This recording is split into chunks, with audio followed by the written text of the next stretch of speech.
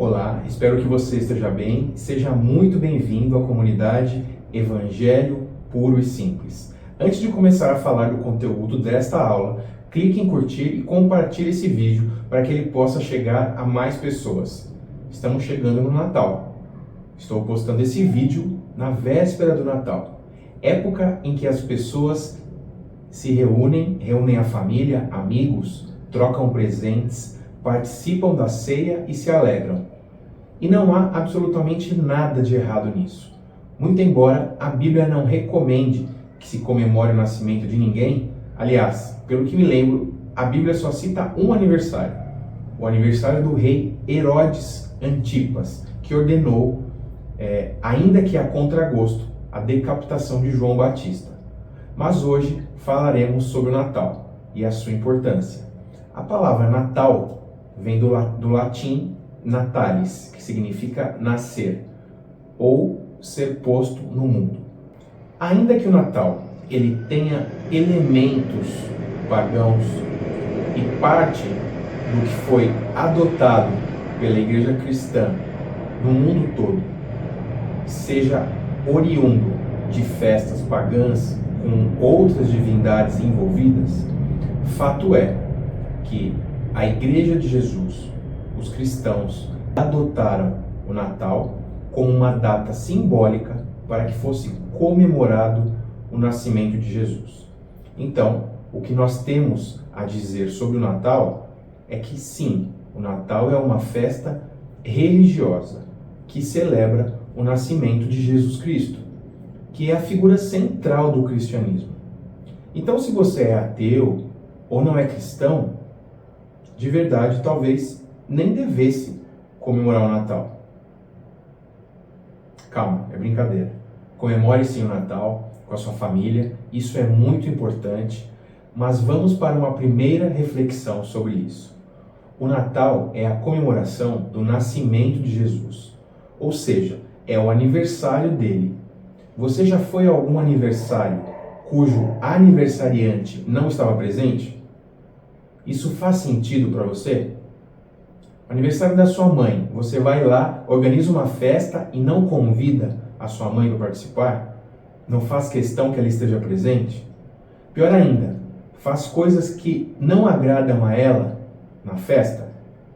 O meu convite hoje é para que você convide Jesus, o personagem principal do Natal. Convide-o para que ele esteja presente na sua festa, na sua ceia, nas suas comemorações. Sem dúvida, a presença dele fará toda a diferença. Veja o que esse versículo do livro de Apocalipse diz. Eis que estou à porta e bato. Se alguém ouvir a minha voz e abrir a porta, entrarei e cearei com ele, e ele comigo. Já imaginou que honra será você poder ceiar com Jesus? Jesus não invade festas e comemorações. Ele não penetra, mas ele bate na porta do seu coração, com voz doce, sem julgamento e sem peso. Ele pede para entrar. E se você ouvir a voz dele, não uma voz audível, mas uma voz que fala diretamente com o seu coração, deixe ele entrar.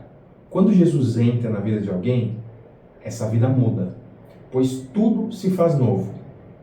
Bem, feita essa introdução, vamos falar sobre o que a Bíblia nos diz com relação ao nascimento de Jesus. Nós encontramos esse relato nos evangelhos sinóticos. Nos livros de Mateus e Lucas temos algumas informações. Cada um relata com uma perspectiva e as informações se completam. Uns relatam com menos detalhes, outros relatam com mais detalhes. Então, quando unimos as informações, tudo começa a fazer mais sentido e se encaixar. Imagine que você está fazendo um trabalho em grupo, na escola, na faculdade, enfim. Às vezes, ler uma parte apenas do trabalho pode não fazer sentido, ou mesmo gerar dúvidas e entendimentos errados sobre o tema. Mas quando você lê o trabalho final e completo, o seu entendimento muda, não é mesmo? Assim é com a Bíblia. Por isso, sempre digo, não faça da Bíblia um horóscopo, um tipo de tarô gospel. Eu vou fazer uma oração, vou abrir aqui a Bíblia e é Deus falando. o que aparecer aqui para mim nesse versículo, eu sei que é Deus está falando comigo. Deus sempre vai falar com você quando você lê a Bíblia. Mas não se baseie em um trecho, pois a Bíblia inteira é a palavra de Deus. A Bíblia inteira é um guia de fé e prática que os cristãos devem seguir. Vamos ver o que Lucas nos apresenta no capítulo 2. O título desse trecho é O Nascimento de Jesus. Versículo 1. Naqueles dias, César Augusto publicou um decreto ordenando o recenseamento de todo o Império Romano. Este foi o primeiro recenseamento feito quando Quirino era governador da Síria, e todos iam para sua cidade natal, a fim de alistar-se. Assim, José também foi da cidade de Nazaré da Galiléia para a Judéia, para Belém, cidade de Davi, porque pertencia à casa e à linhagem de Davi. Ele foi a fim de alistar-se com Maria, que era sua mulher, que lhe estava prometida em casamento, e esperava um filho. Enquanto estavam lá, chegou o tempo de nascer o bebê, e ela deu à luz o seu primogênito. Envolveu-o em panos e o colocou numa manjedoura, porque não havia lugar para eles na hospedaria. Vamos analisar agora esses versículos. Temos aqui a providência divina atuando inclusive sobre os ímpios. Imagine que quando César Augusto estava assinando e publicando um decreto, ele não sabia o que estava por trás. Mas foi por esse decreto que José e Maria tiveram que sair da cidade em que viviam e partiram para a cidade natal de José. E durante a viagem se completou o tempo de nascer o bebê. E por não haver lugar na hospedaria, Maria envolveu-o em panos e colocou o menino numa manjedoura. Presta atenção aqui em uma coisa muito importante, que às vezes recebemos na igreja essa informação, às vezes de forma duvidosa, de forma enganada, né? Porque José era carpinteiro, ele trabalhava com construções em madeira. Naquela época não havia alvenaria, como conhecemos hoje, com tijolos, ferro e cimento. Jesus não nasceu na manjedoura porque eles não tinham dinheiro, como é a interpretação de algumas doutrinas ou alguns estudos religiosos. Ah, coitadinho, ele era tão pobre que nasceu na manjedoura. Não é bem assim.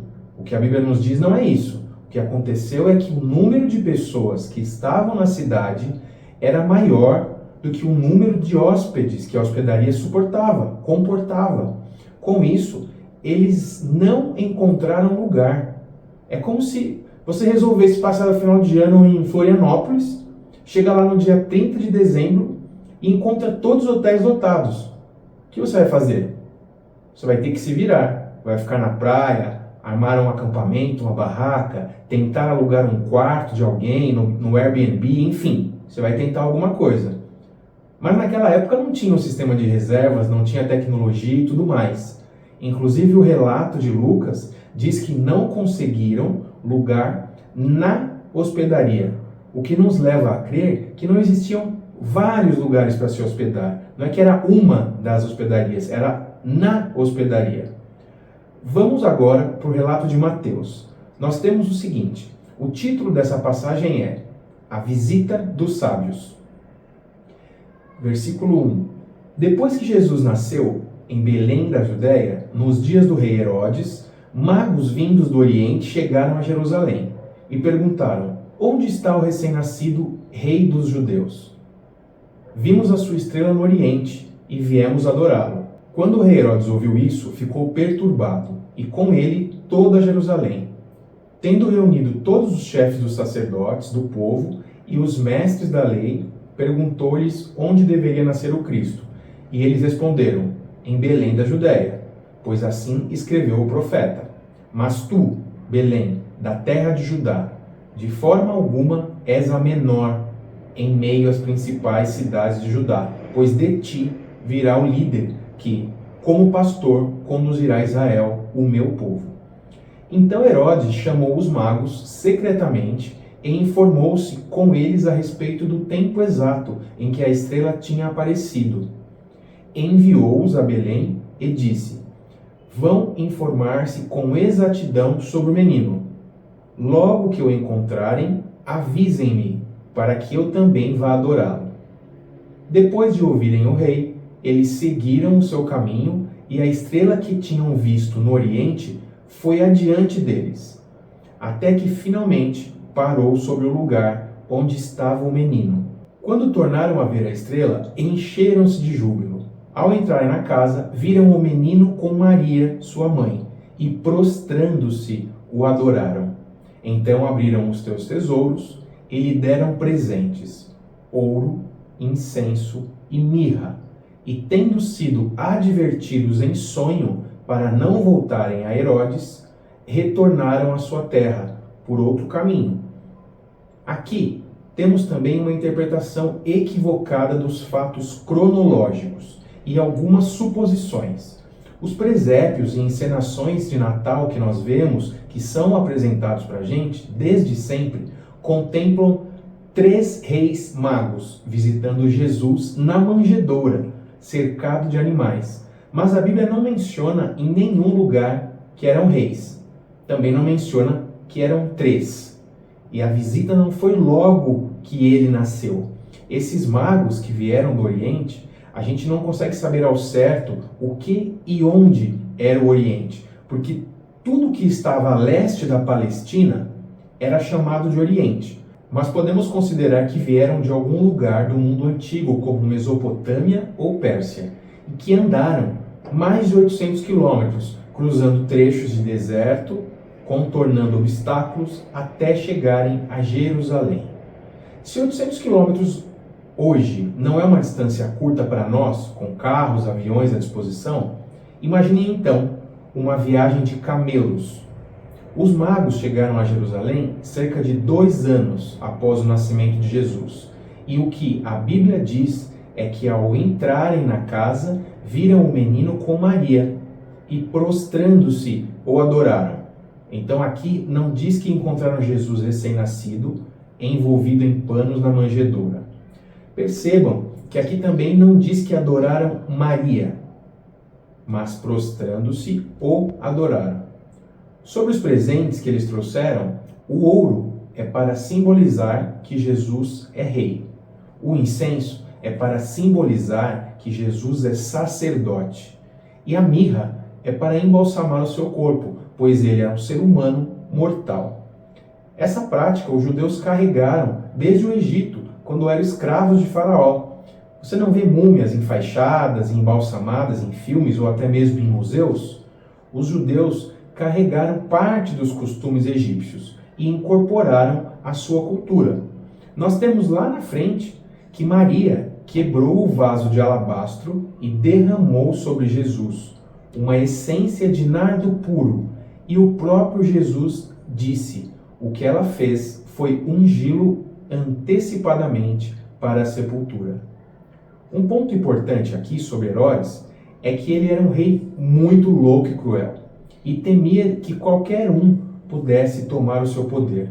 Dominado por esse sentimento, ele mandou matar irmãos, filhos, sogra e até uma de suas esposas.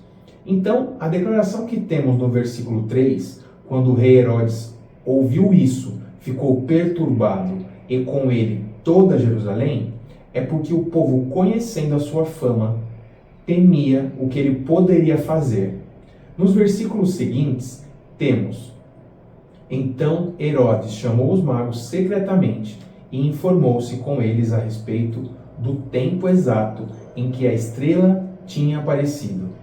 Enviou-os a Belém e disse: vão informar-se com exatidão sobre o menino.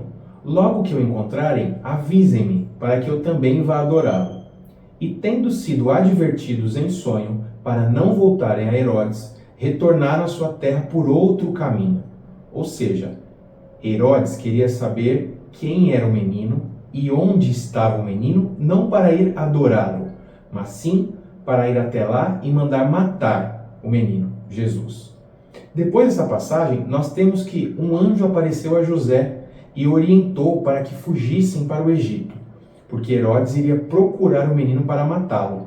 O versículo 16 diz o seguinte: Quando Herodes percebeu que havia sido enganado pelos magos, ficou furioso e ordenou que matassem todos os meninos de 2 anos para baixo, em Belém e nas proximidades, de acordo com a informação que havia obtido dos magos. Por isso, nós entendemos que a visita dos magos ocorreu cerca de 2 anos após o nascimento de Jesus.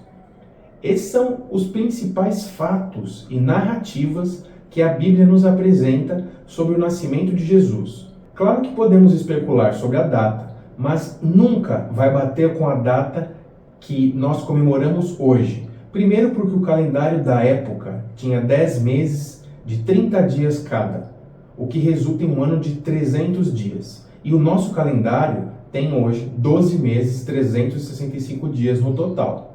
Estudos mostram que o nascimento pode ter ocorrido entre outubro e janeiro. Isso em virtude da época do ano, estação climática e tudo mais. O importante disso tudo é que Jesus tenha um espaço na sua mesa, que ele seja convidado para entrar e que você e a sua família possam cear com ele. Eu desejo a você um excelente Natal, com paz e saúde. Fiquem bem, fiquem com Deus e até mais.